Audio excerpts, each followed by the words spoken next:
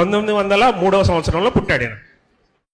June 6వ తారీఖు June 1903 సంవత్సరంలో పుట్టినాడు. ఈయన సిక్కు మతస్థుడు. బాగా వినాలా, ఈయన సిక్కు మతస్థుడు. దేవుడు అంటే తెలీదు, క్రైస్తవ్యాన్ని అసహించుకునేవాడు. ఆయన చదువుకునే టైంలో ఆయన ఎంత ఉన్నోడంటే ఆయన ఏజ్ ఆఫ్ 10 years, ఆయన 10 సంవత్సరాల ఏజ్ అప్పుడు వాళ్ళ నాన్న ఆయన ఒక తక్కెళ్ళలో కూర్చోబెట్టి ఆయన బరువు ఎంత ఉంటాడో అంత బంగారం గిఫ్ట్ ఇచ్చినాడు ఆయనకు. అర్థమవుతుందా చెప్పేది? ఆయన బరువు ఎంత, సపోజ్ ఆయన 10 years అప్పుడు 10 kgs ఉన్నాడంటే 10 kgs బంగారం గిఫ్ట్ ఇచ్చినాడు. అంత ఉన్నవాళ్ళు. వాళ్ళ నాన్న వాళ్ళు క్లాస్ 1 కాంట్రాక్టర్స్, బిల్డింగ్స్, డ్యామ్స్ ఇవన్నీ కడతా ఉంటారు. అలాంటి ఆయన భగత్ గారు ఆయన ఏం చేసినాడంటే ఉన్నత చదువుల కోసమని అమెరికాకి వెళ్తాడు. ఎక్కడికి వెళ్తాడు? అమెరికాకి వెళ్తాడు. అమెరికాకు వెళ్ళినప్పుడు ఆయన రెండు ఇంజనీరింగ్ చేస్తాడు. ఒకటి అగ్రికల్చర్ ఇంజనీరింగ్, రెండోది మెకానికల్ ఇంజనీర్. 2 ఇంజనీరింగ్ చేస్తాడు. చేసినప్పుడు ఒక పడవలో ఒక షిప్లో ప్రయాణం చేసిపోతూ ఉంటారు. ఎప్పుడంటే 1928 సంవత్సరం 9వ తారీఖు షిప్ ఎక్కుతారు. తర్వాత 1928 సంవత్సరం 11వ తేదీ ఆదివారము షిప్లో అందరూ, మన క్రైస్తవులందరూ ఎక్కడున్నా కూడా ఆదివారము ఏం చేస్తాం? ఆరాధనకి చేస్తాం, మందిరానికి వెళ్తాం. ఎక్కడున్నా కూడా మందిరానికి వెళ్తాం. అట్లనే వాళ్ళు కూడా ఆ షిప్లో మందిరం ఏర్పాటు చేసుకున్నారు. ఏర్పాటు చేసుకొని ఈయనతో పాటు అందరినీ పిలిచినాడు. పిలిస్తే భగత్ సింగ్ గారిని కూడా పిలిచినాడు. ఒక ఫ్రెండ్ పిలిస్తే వెళ్ళినాడు. కానీ ఏమంటే ఇష్టం లేదు, క్రైస్తవం అంటే ఇష్టం లేదు. క్రైస్తవులు అంటే చిన్న చూపు. వెళ్ళాడు, కూర్చున్నాడు, పాటలు పాడితే ఇష్టం లేకుండానే విన్నాడు. తర్వాత ఫస్ట్ మెసేజ్ చెప్తే నిద్రపోయినాడు బాగా. మనం కూడా చాలా మంది నిద్రపోతూ ఉంటారు కదా, ఫ్యాన్ స్పీడ్ బాగా ఉంటుంది కాబట్టి, చల్లగా ఉంటుంది కాబట్టి అందరు నిద్రపోతారు. ఆయన కూడా నిద్రపోయినాడు. నిద్రపోయిన తర్వాత సెకండ్ మెసేజ్కి లేచిన తర్వాత అందరు మోకాళ్ళ నుంచి ప్రార్థన చేస్తూ ఉన్నారు. మోకాళ్ళ నుంచి ప్రార్థన చేస్తూ ఉంటే ఈయన మాత్రం అట్లనే కూర్చున్నాడు. అనుకున్నాడు, నేను ఎందుకు మోకాళ్ళు వంగాలా అనుకున్నాడు. నేను హిందువుల గుళ్ళకి వెళ్ళినప్పుడు నేను అక్కడ వాళ్ళ ఫార్మాలిటీస్ ఫాలో అయ్యేవాడిని. తర్వాత ముస్లిం వాళ్ళ దగ్గరికి వెళ్ళినప్పుడు, మసీదులకి వెళ్ళినప్పుడు మసీదు యొక్క ఫార్మాలిటీస్ కూడా ఫాలో అవుతున్నాను. క్రైస్తవ ఫార్మాలిటీస్ నేను ఎందుకు ఫాలో అవ్వకూడదని మోకాళ్ళు వంగుతాడు.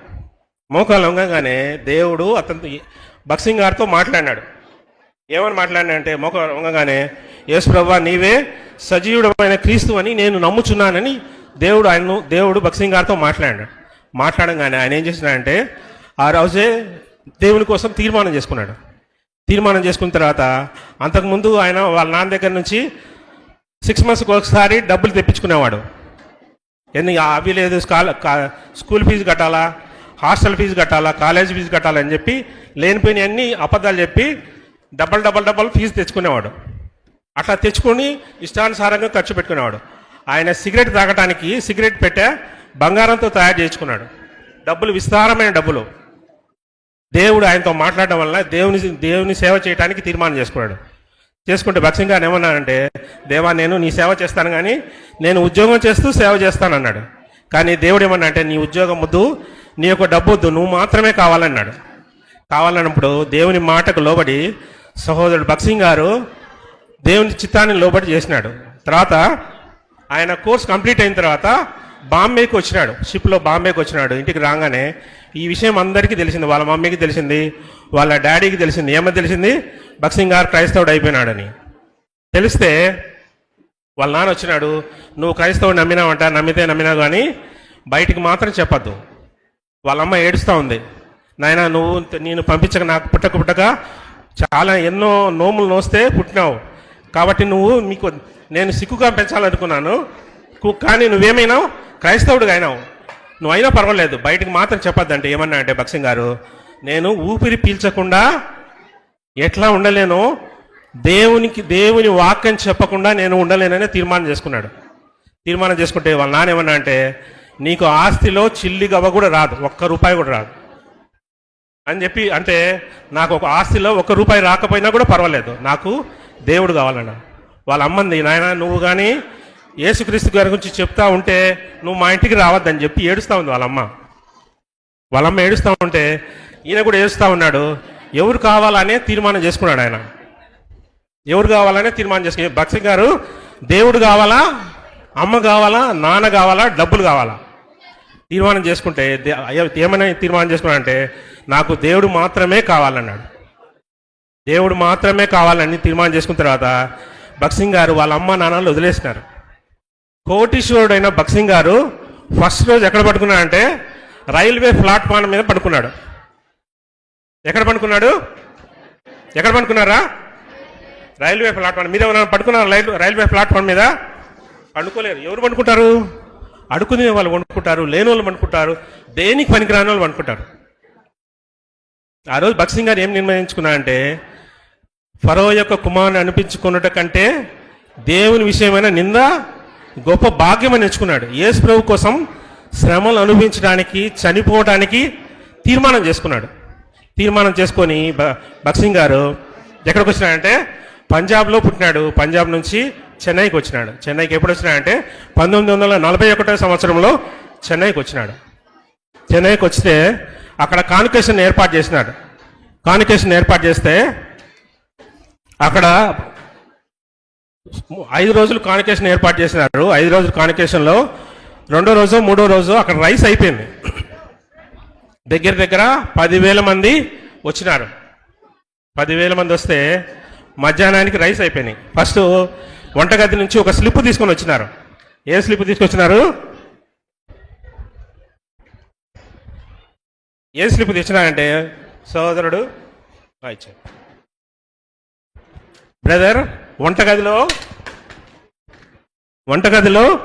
రైస్ అయిపోయినాయి. వంటగదిలో రైస్ అయిపోయినాయి. మీరు అర్జెంటుగా ఒక 10 నిమిషాల్లో తెప్పిస్తే మధ్యాహ్నానికి భోజనము వండగలమనే ఇన్ఫర్మేషన్ తెప్పించినాడు. అప్పుడేం చేసినా అంటే భక్సింగ్ గారు ఆల్ రైట్ ప్రార్థన చేద్దాము అన్నాడు. 10,000 మందికి మధ్యాహ్నం పూట భోజనం పెట్టకపోతే ఎట్లా ఉంటుందో తీర్మానం చేసుకోండి. మనకు 1 గంట ఆలస్యం అయితే ఇంకా మొత్తుకుంటానే ఉంటాం. సరే ఇంకో 10 నిమిషాలు అవ్వగానే మళ్ళీ ఇంకొక స్లిప్ వచ్చింది. ఈ స్లిప్లో మళ్ళీ రాసినాడు బ్రదర్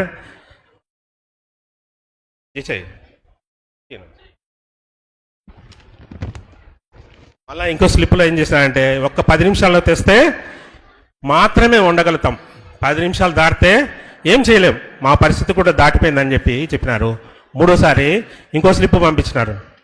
ఇంకో స్లిప్ పంపిస్తే దాంట్లో ఏమని రాసిందంటే ఇప్పుడు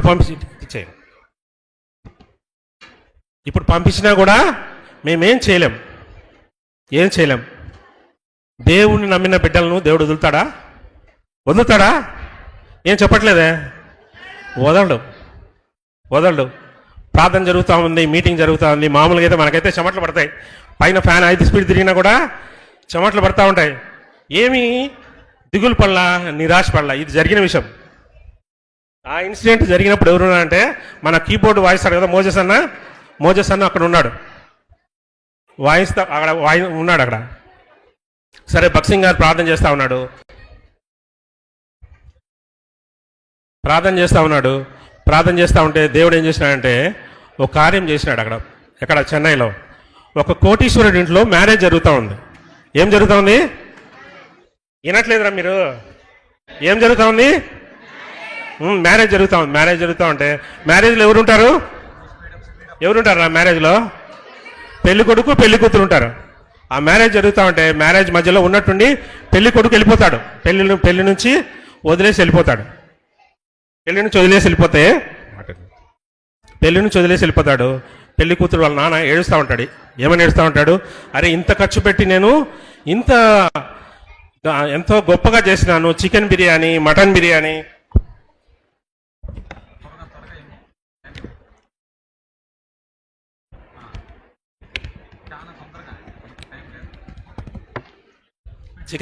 మటన్ బిర్యానీ అన్నీ వండినాను, ఎవరు తింటారని ఆయన బాధపడతా ఉన్నాడు. బాధపడతా ఉంటే ఆయన దగ్గర ఉన్న కండక్టర్ అంటే డ్రైవర్, ఆయన దగ్గర ఉన్న కార్ డ్రైవర్ ఏం చేసినాడంటే ఏమని చెప్పినాడంటే గురువుగారు మీరేం బాధపడాల్సిన అవసరం లేదు, ఈ సంబంధం పోయినా వేరే సంబంధం దేవుడు సాయం చేస్తాడు. అక్కడ జెహోషామాలో పరిశుద్ధ సమాజ కూడికలు జరుగుతూ ఉన్నాయి. మీరు అక్కడికి వెళ్తే దేవుడు మీకు సహాయం చేస్తాడు.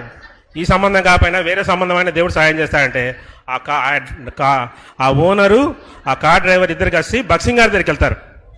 బక్సింగ్ గారి దగ్గరికి వెళ్ళి ప్రార్థన చేస్తే చెప్తారు, ఉన్న విషయం ఇట్లా పెళ్లి క్యాన్సిల్ అయిందంటే మీకోసమే తెచ్చినామంటే అప్పుడు అందరూ ట్రాక్టర్లు 4 ట్రాక్టర్లో chicken biryani, mutton biryani, fish ఏ ఐటమ్స్ ఉన్నాయో కోటీశ్వరులు ఇట్లా పెళ్ళి ఎట్లా జరుగుతుంది?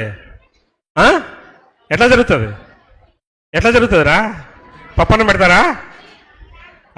చికెన్ బిర్యానీ, మటన్ బిర్యానీ ట్రాక్టర్లో దించినారు. దించిన తర్వాత బక్సింగ్ గారు ఏమన్నారంటే ఇది మీకోసం అంటే బక్సింగ్ గారు రూమ్లోకి వెళ్ళి ప్రార్థన చేస్తే బక్సింగ్ గారికి దేవుడు చెప్పినట్టు ఇది నీకోసమే తెచ్చినాను, తీసుకో భక్త సింగ్ అంటే అవన్నీ తీసుకున్నారు. మామూలుగా అయితే ప్రతి కాన్వకేషన్లో పప్పు రసం పెడతారు, కానీ ఆ రోజు ఏం పెట్టారు? చికెన్ బిర్యానీ, మటన్ బిర్యానీ పెట్టాడు. కాబట్టి దేవుడిని నమ్మిన బిడ్డలను దేవుడు వదిలిపెట్టాడు. బక్సింగ్ గారు కూడా ఏ విషయంలో కూడా పౌరుషంగా ఉండేవాడు. ఆయన జీవితంలో 3 విషయాలు నేర్చుకున్నాడు. ఒకటి, ఏ అవసరం వచ్చినా దేవునికి చెప్పడం నేర్చుకున్నాడు. రెండోది, మన అవసరతలు ఎదుటి వాడికి చెప్పకూడదంట, మన క్రియారూపకంగా చేయకూడదు. రెండోది, దేవుణ్ణి అడిగే పొందాలనుకున్నాడు. ఆ ఫార్ములా పాటిస్తూ దేవుడు బక్సింగ్ గారిని అద్భుతంగా కాచి కాపాడినాడు. తర్వాత ఆయన 1941 సంవత్సరంలో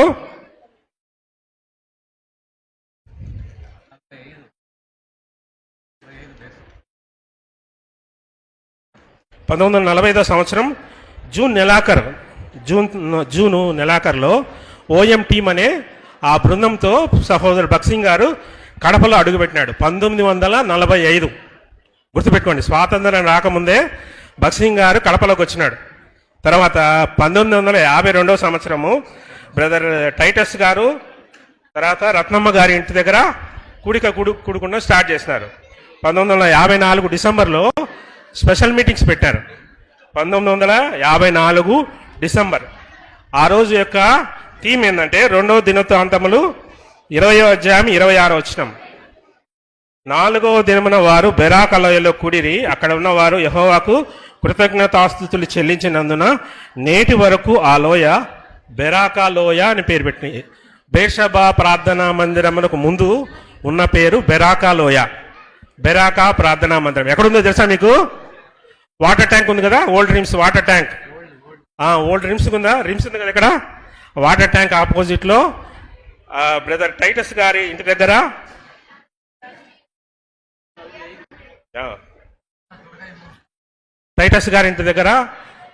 ఏర్పాటు చేస్తున్నారు. ఫస్ట్ మొట్టమొదటి గాడ్ సర్వెంట్, మొట్టమొదటి దైవ సేవకుడు అంటే బ్రదర్ ఎవరు? అరవిందం గారు. రండి బ్రదర్ అరవిందం గారు. ఈయన బ్రాహ్మణ కుటుంబంలో పుట్టినవాడు. ఈయన బ్రదర్ కేఆర్ కొమ్మండూరు అరవిందం మరియు కొమ్మండూరు అనంతరావు, వాళ్ళిద్దరు అన్నదమ్ములు. ఇద్దరు బక్సింగ్ గారు సేవకు రాకముందే, జెహోషామకు రాకముందే వాళ్ళు రక్షింపబడినారు. వాళ్ళు మిషనరీ దాంట్లో పనిచేస్తూ ఉండేవాళ్ళు. సహోదరుడు అనంతరావు సహోదరుడు అరవిందం గారు టీసీగా పనిచేసేవాడు. రైల్వే డిపార్ట్మెంట్లో టీసీగా వర్క్ చేసేవాడు. సహోదరుడు కే అనంతరావు అని ఆయన మైకామెన్స్లో మేనేజర్గా పనిచేసేవాడు గూడూరులో. ఈయన సహోదరుడు అరవిందం గారికి ఒక ఇన్సిడెంట్ జరిగింది. ఏంటంటే 1954 సంవత్సరము ఎక్కడ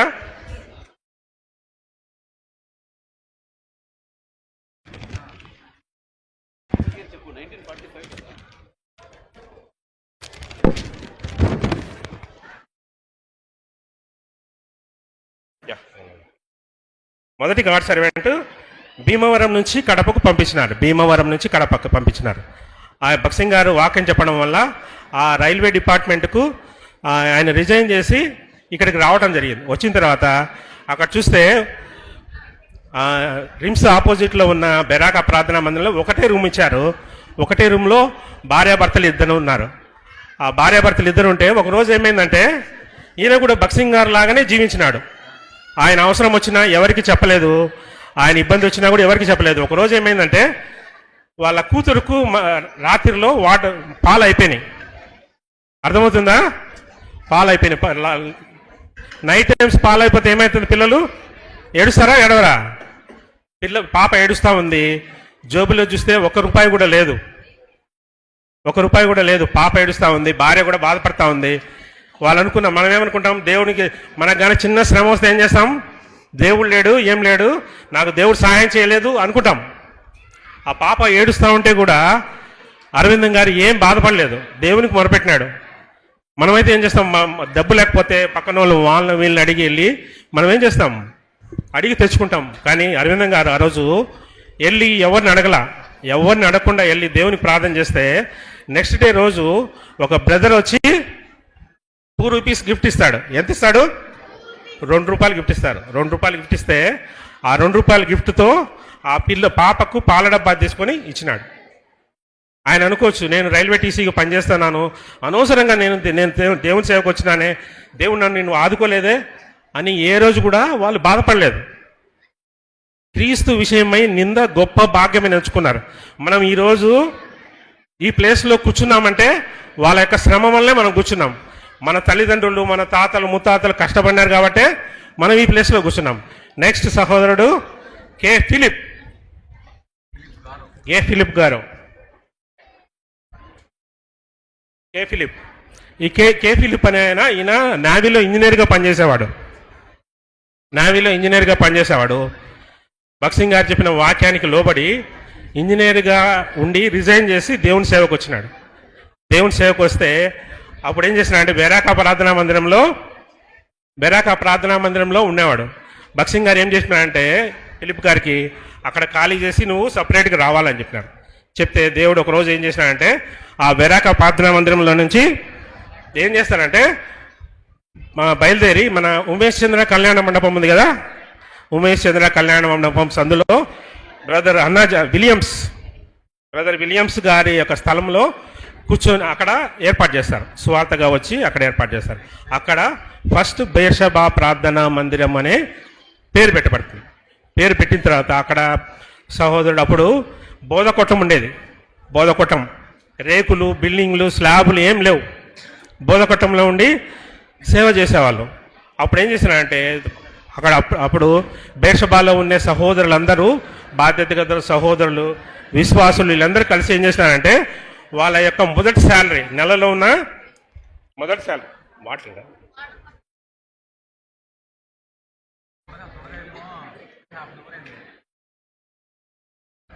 వాళ్ళ మొదటి శాలరీ సాక్రిఫైస్ చేసినారు. అంత మాత్రం కాకుండా ఫిలిప్ గారికి వచ్చిన రిటైర్మెంట్ బెనిఫిట్స్ మొత్తము వాళ్ళ సేవ కోసం ఖర్చు పెట్టి అప్పుడు ఈ యొక్క బెర్షబా ప్రార్థనా మందిరమునకు సుగుణా పీటర్స్ ఉన్నారు కదా, వాళ్ళకు అమౌంట్ ఇచ్చి ఈ స్థలాన్ని కొన్నారు. కొనిన తర్వాత మొదటగా బోధకొట్టం వేసినారు. బోధకొట్టం చెక్కలతో బోధకొట్టం వేసినారు. తర్వాత ఎవరు వచ్చినారంటే సహోదరుడు Victor Emmanuel.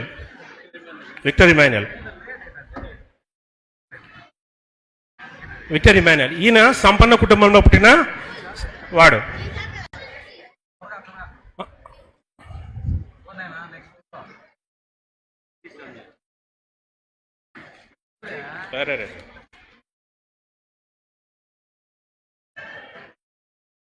Brother G Samuel ఈయన వచ్చినాడు సేవకుడు. ఈయన ఎవరంటే బెరాకా ప్రార్థనా మందిరంలో ఉన్నప్పుడు సేవకు సమర్పించుకున్నారు. భక్సింగ్ గారు ఏం చేసినారంటే ఆయన పొద్దుటూరు పంపించిన తర్వాత ఆయన ఈ గ్యాప్లో ఒక 6 months below 1 year G Samuel గారు యొక్క బెర్షబా మందిరంలో సేవకునిగా 1 year చేస్తున్నారు.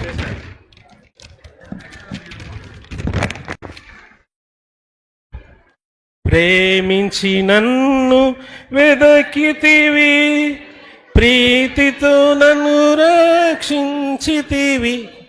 ప్రేమించి నన్ను వెదకితివి, ప్రీతితో నన్ను రక్షించితివి.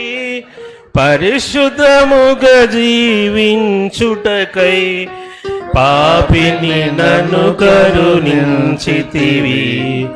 పరిశుద్ధముగా జీవించుటకై పాపిని నన్ను కరుణించితివి. హల్లెలూయా హల్లెలూయా హల్లెలూయా హల్లెలూయా హల్లెలూయా అని పాడెదను.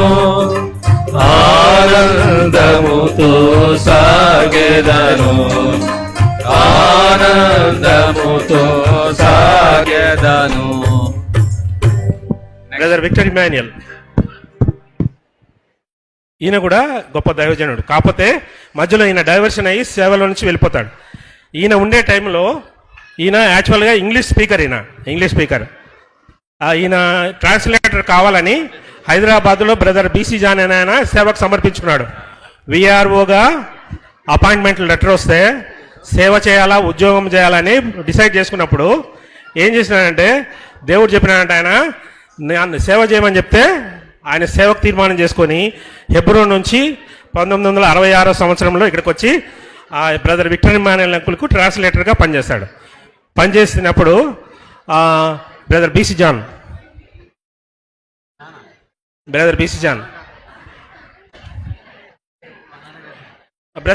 ఈయన ఎవరంటే అరవిందం గారు ఉన్నారు కదా, అరవిందం గారి యొక్క అన్న కూతురును పెళ్లి చేసుకున్నాడు. ఈయన అరవిందం గారి యొక్క అన్న కూతురు అనంతరావు యొక్క కూతురుని పెళ్లి చేసుకున్నాడు. పెళ్లి చేసుకున్న తర్వాత బ్రదర్ విక్టర్ ఇమాన్యుయల్ గారు చెప్పినాడు, పెళ్లి చేసుకున్న తర్వాత బ్రదర్ బీసీ జాన్ నీకు 2 ప్లేసులు ఖాళీగా ఉన్నాయి. ఒకటి ఏంటంటే లెక్కిరెడ్డపల్లి ఒకటి, రెండోది రాయచోటి ఒకటి.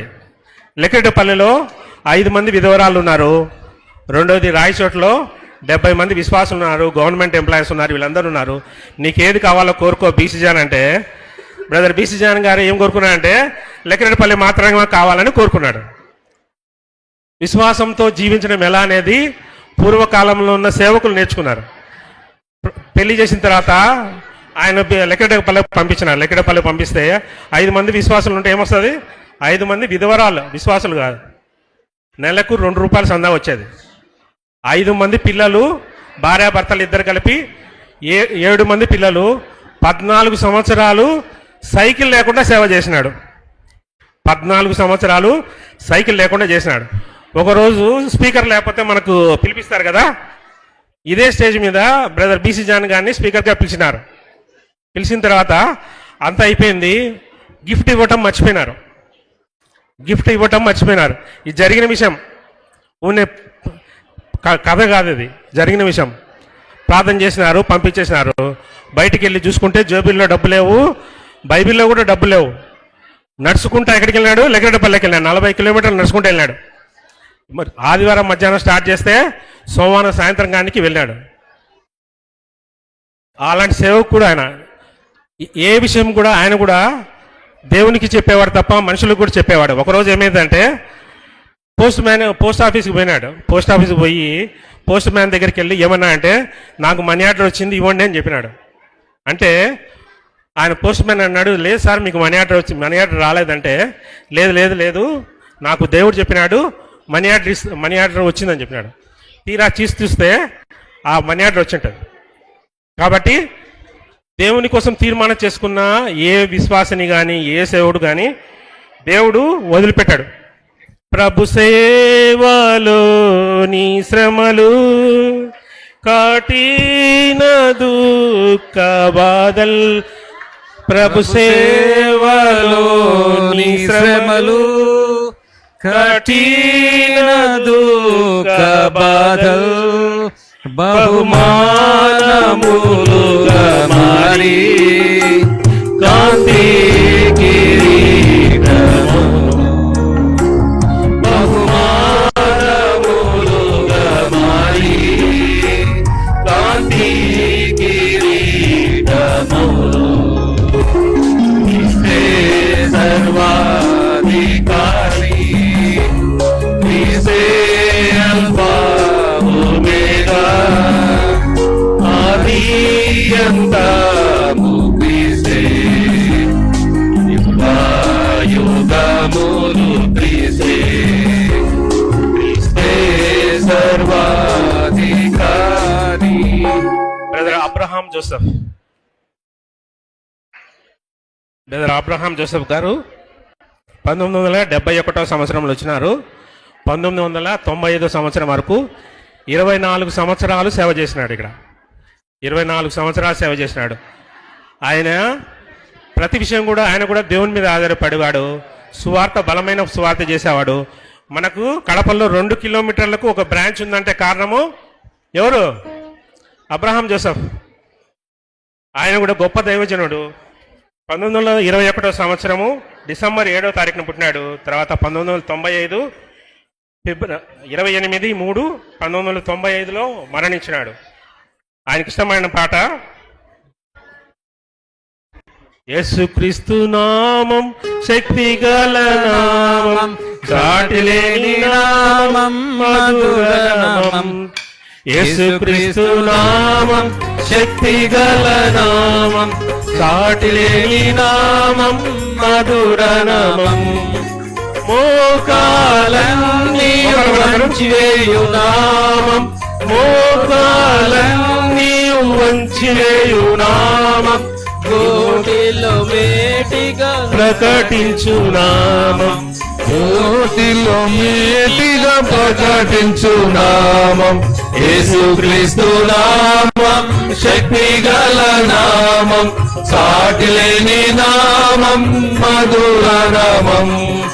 యేసుక్రీస్తు నామం శక్తి గల నామం, సాటిలేని నామం మధుర నామం. ఇలా మెయిన్ రోడ్డు మీద 1000 మంది మోకాలు వంగేవాళ్ళు. ఎక్కడ మోకాలన్నీ ఉంచిపోయినంటే ఎక్కడున్న వాళ్ళు అక్కడే మోకాలు వంగేవాళ్ళు. బలమైన సేవ చేసిన దైవజనుల్లో బ్రదర్ అబ్రహాం జోసెఫ్ ఒకరు. కూర్చోండి మా కూర్చోండి. బ్రదర్ ఆరవ దైవ సేవకుడు brother Timothy. B Timothy. Brother Timothy గారు వైశ్య కుటుంబంలో పుట్టినాడు. ఆయనకు వాళ్ళు బిజినెస్ చేసేవాళ్ళు, డబ్బులు ఎక్కువ ఉన్నాయి కానీ హృదయంలో మనశ్శాంతి లేదు. ఓకే ఓకే ఓకే హృదయంలో మనశ్శాంతి లేదు. చచ్చిపోదామని హైదరాబాద్లో చార్మినార్ ఎక్కినాడు. హైదరాబాద్లో చార్మినార్ ఎక్కి చచ్చిపోదాం అనుకుంటే సువార్త కుడికల్లో దేవుని వాక్యం విన్నాడు. అక్కడ మీటింగ్ జరుగుతున్నాయంటే వెళ్ళి విన్నాడు. విన్న తర్వాత దేవుని కోసం తీర్మానం చేసుకున్న దైవజనుల్లో ఒకడు. ఆయన 1995 నుంచి 1998 3 సంవత్సరాలు దైవసేవకుడిగా ఇక్కడ బేర్షబా మందిరంలో సేవ చేసినాడు. ఆయనకి ఇష్టమైన పాట దేవాని మార్గము పరిశుద్ధమైనది, దేవాని మార్గము పరిశుద్ధమైనది,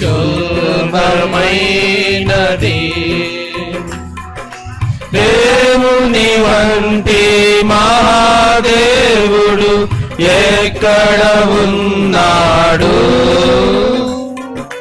దేవుని వంటి మహాదేవుడు ఎక్కడ ఉన్నాడు, ఆశ్చర్య కార్యములు జరిగించు దేవుడవు నీవే, ఆశ్చర్య కార్యములు జరిగించు దేవుడవు నీవే, జనములలోని శక్తిని నీవు ప్రత్యక్షపరచియున్నావు, జనములలోని శక్తిని నీవు ప్రత్యక్షపరచియున్నావు.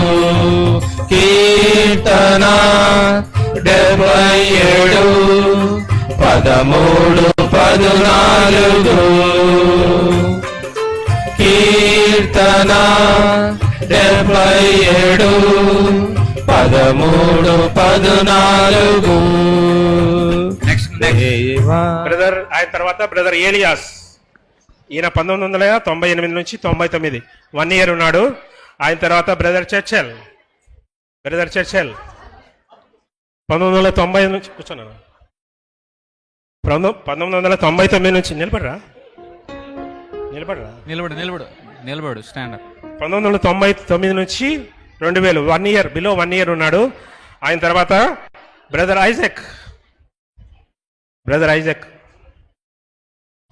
ఐజక్ గారు 2000 నుంచి 2005 సంవత్సరం వరకు ఉన్నాడు. 2000 నుంచి 2005 సంవత్సరం వరకు ఈయన కూడా బలమైన విధంగా దేవుని సేవ చేసినాడు. దేవుని చిత్తమును ఎరిగి జీవించదము, ప్రభు చిత్తము కొరకు చెల్లించెదము క్రయము దేవుని జీతమును ఎరిగి జీవించెదము ప్రభు జీతము కొరకు చెల్లించెదము క్రయము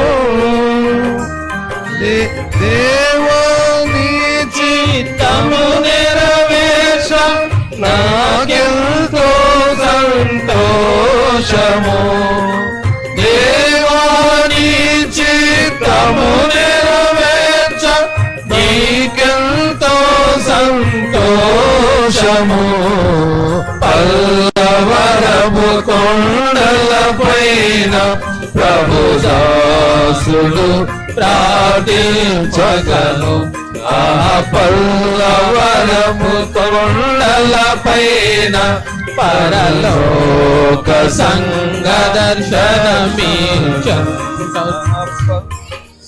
సహోదరుడు జోసఫ్ కురియోన్. ఈయన 10వ సేవకుడుగా బేర్షెబా మందిరానికి వచ్చినాడు. ఇప్పుడు హెబ్రోన్ ఈయన కూడా గొప్ప దైవజనుడు, ఓఎం టీంలో వర్క్ చేస్తా ఉన్నవాడు. ఈయన కూడా దగ్గర దగ్గర 2 సంవత్సరాలు ఈ యొక్క బేర్షెబా మందిరంలో సేవ చేసినాడు. ఈయనకి ఇష్టమైన పాట వ్యాధులు కరువులు వేదనలు బాధలు దుఃఖము వేదనలు వ్యాధులు కరువులు శోధనలు బాధలు దుఃఖము వేదనలు మరణకాంక్షించిన నేను దేనికి భయపడను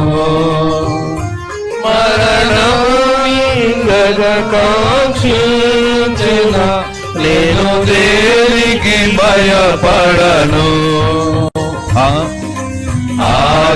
ఆకాశమందు నీ ఉండగా నేను ఎవరికి భయపడను నీవి లోకములో నాకుండగా నేను దేనికి భయపడను నీవి లోకములో నాకుండగా నేను దేనికి భయపడను. నెక్స్ట్ 11వ దైవ సేవకుడు బ్రదర్ సంసోన్ 2007 నుంచి 2013వ సంవత్సరం వరకు సేవ చేసినారు. ఈయన ఉండేటప్పుడు కాన్వకేషన్స్, యూత్ మీటింగ్స్ ఇవన్నీ నడిచినాయి. తర్వాత 12వ దైవజనుడు బ్రదర్ కె ఆనందరాజ్, ఏ ఆనందరాజ్ అంకుల్ సేవ ఇక్కడ దగ్గర దగ్గర 12 సంవత్సరాలు చేసినాడు. ఎన్నో నిందలు, అవమానాలు, దుఃఖాలు, వేదనలు అన్నీ అనుభవిస్తూ చేసినాడు. సేవ అంటే పూల పానుపు కాదు, పూల మీద తిరగడం, బడ్డి మీద తిరగడం కాదు. ఒక పక్కన కుడి చేతులు డప్పు ఉంటుంది కదా, డప్పులో ఎడమ చేతి వైపు కొడతారు, కుడి చేతి వైపు కొడతారు. ఎన్నో శ్రమలు, నిందలు, అవమానాలు భరిస్తూ దేవుని సేవ 12 సంవత్సరాలు కంప్లీట్ చేస్తూ వచ్చినాడు. అదొకటి. ఈ సేవ ఆ బ్రదర్ ఆనందరాజ్ అంకులు 12వ దైవ సేవకుడు. యేసు ప్రభు శిష్యులు 12 మంది ఎట్లానో మన బేర్షెబా మందిరానికి 12వ దైవ సేవకుడు. అది కాకుండా 12 సంవత్సరాలు కంప్లీట్ చేసినాడు ఇక్కడ. ఆనందరాజ్ అంకుల యొక్క ఇష్టమైన పాట ఏంటంటే నా సంకట దుఃఖములెల్లా తీరిపోయేగా నశింపజేయు దూత నన్ను దాటిపోయేను నశింపజేయు దూత నన్ను దాటిపోయేను ఇంకా నేను ఫరోకు దాసుడను గాను ఇంకా నేను ఫరోకు దాసుడను గాను ఇంకా నేను సియోను కన్యుడను గాను ఇంకా నేను సియోను కన్యుడను కాను నా సంకట దుఃఖములెల్లా తీరిపోయేగా నశింపజేయు దూత నన్ను దాటిపోయేను నశింపజేయు దూత నన్ను దాటిపోయేను నా యేసు ప్రభువే నా బలము గానము నా యేసు ప్రభువే నా బలము గానము నా యేసు ప్రభువే నా రక్షణ హల్లెలూయా నా యేసు ప్రభువే నా రక్షణ హల్లెలూయా నా సంకట దుఃఖములెల్ల తీరిపోయేగా నశింపజేయుదుత నన్ను దాటిపోయేను నశింపజేయుదుత నన్ను దాటిపోయేను. ఇంతమంది సేవకులు చూసి మనం ఏం నేర్చుకోవాలంటే దేవుని మీద ఆధారపడటం నేర్చుకోవాలా. చిన్న విషయానికి అలగడము, చిన్న విషయానికి గొడవలు పెట్టుకోవడం, దీని గురించి ఆలోచిస్తాం. ఆ దైవజనులు క్యాండిల్ ఎట్లా అయితే ఆ యొక్క మైనం కరిగిపోయి ప్రజలకు ఎట్లా వెలిగిస్తుందో ఇప్పుడున్న ఇక్కడ బేషబా మందిరంలో చేసిన సేవకులు కూడా వాళ్ళు ఇబ్బందులు పడుతూ కష్టాలు పడుతూ మనకు సంతోషాన్ని ఆనందాన్ని ఇస్తున్నారు. దీన్ని బట్టి మనం నేర్చుకోవద్దు ఏంటంటే నువ్వు కానీ దేవునికి ఉపయోగపడకపోతే నిన్ను తీసేసి దేవుడు వేరే వాడిని ఏర్పాటు చేసుకుంటాడు. దేవుడు నీకును దేవునికి మధ్య యేసుక్రీస్తు వారు అడ్డంగా ఉన్నాడు. యెహోవా దేవుడు ఏం చేస్తున్నాడంటే వీడు పనికిరాడు, దేనికి పనికిరాడు, వీడిని తీసేద్దామంటే యేసుక్రీస్తు వారు ఏం చెప్తా అంటే వీడి కోసం నేను సిలువలో రక్తం కాచిన, ప్రాణం పెట్టిన, మన్నించి తిరిగి చేసిన, ఈ 1 సంవత్సరం ఉంచి దేవుడా అని దేవుడు మొదలుపెడతా ఉన్నాడు. కాబట్టి మీరు కానీ దేవుని వాక్యం దేవుని చిత్తానికి లోడపోతే దేవుడు వేరే వాళ్ళని ఏర్పాటు చేసుకుంటాడు. ఎవరిని ఏర్పాటు చేసుకుంటారో మీరు చూడండి, పాట ద్వారా వినండి.